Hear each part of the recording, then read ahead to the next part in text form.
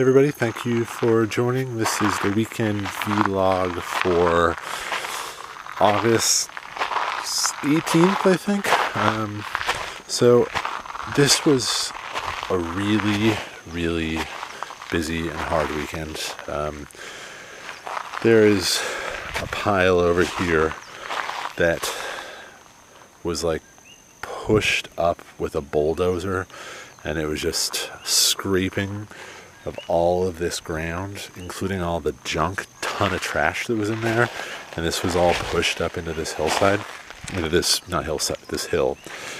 So, it just, like, barbed wire fences, plastic, like there were people gorilla growing plants on this lot, I think.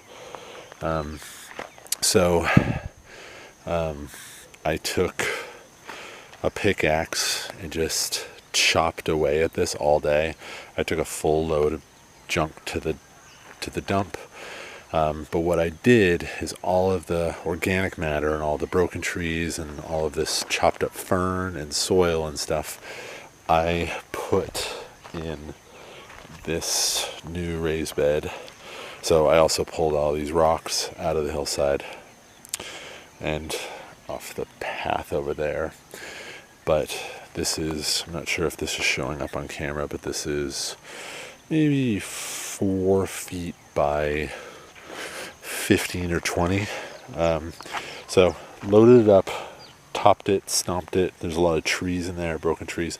So I would consider this to be a true hugel mound, because the base of it was trees and branches.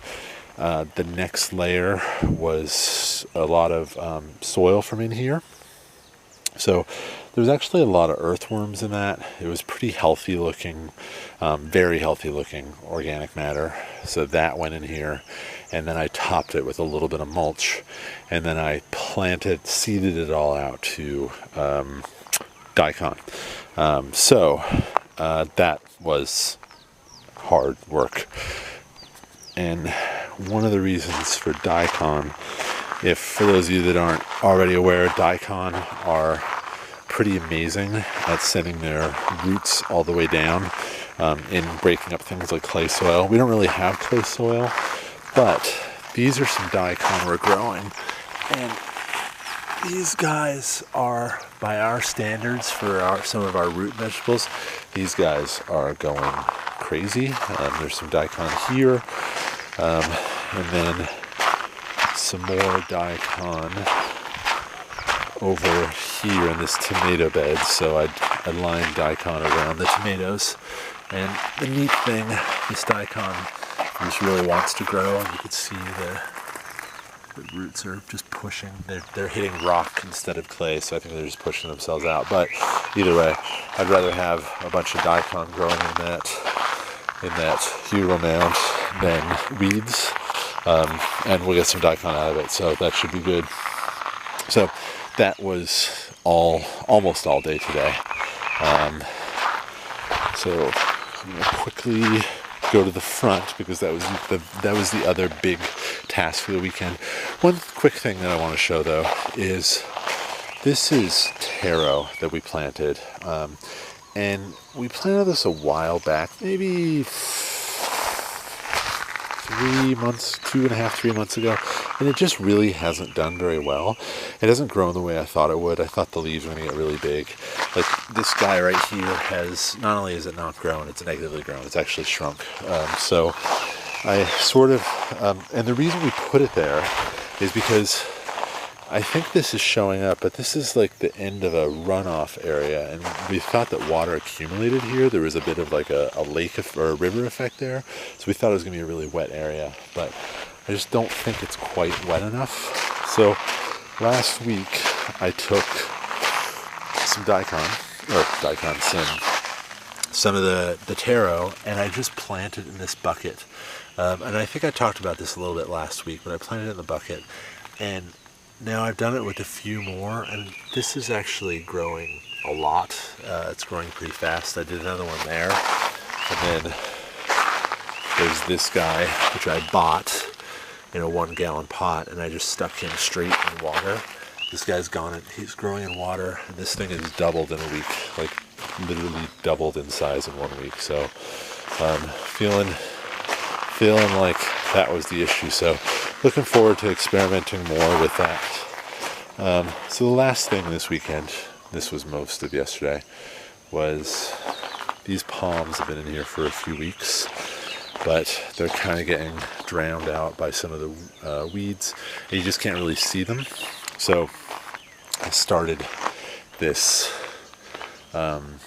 sort of mini raised bed area, but I've noticed some houses in Hawaii and the Hilo area are done this way, where they have fences set up, and then they have a little rock wall right against the fence. And I think the beauty of this is that it will sort of prevent some bigger critters from pushing through. Once this grows up and the roots are all pushing this will just kind of lock these rocks in place. That's how I think that's why I think it's useful. Maybe I'm being naive, but time will tell. But in the meantime, pulled all these rocks up and did a few more at the end down here, but just ran out of hours in the day to get that filled in. And this was probably between those rocks, and bringing the mulch over. It's kind of crazy because now that I'm looking at it, it doesn't look like that much, but this was like 4 hours of really intense work. So the very last thing, I think this is the very last thing for today, is that I put in 2 more areca palms.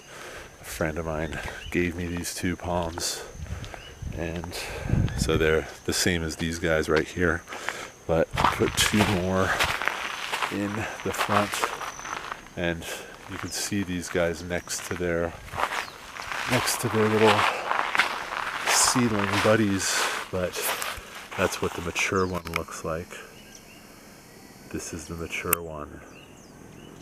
And that right there is the small one. So maybe, I don't know, 4 years, 3 or 4 years, it'll be as big as that.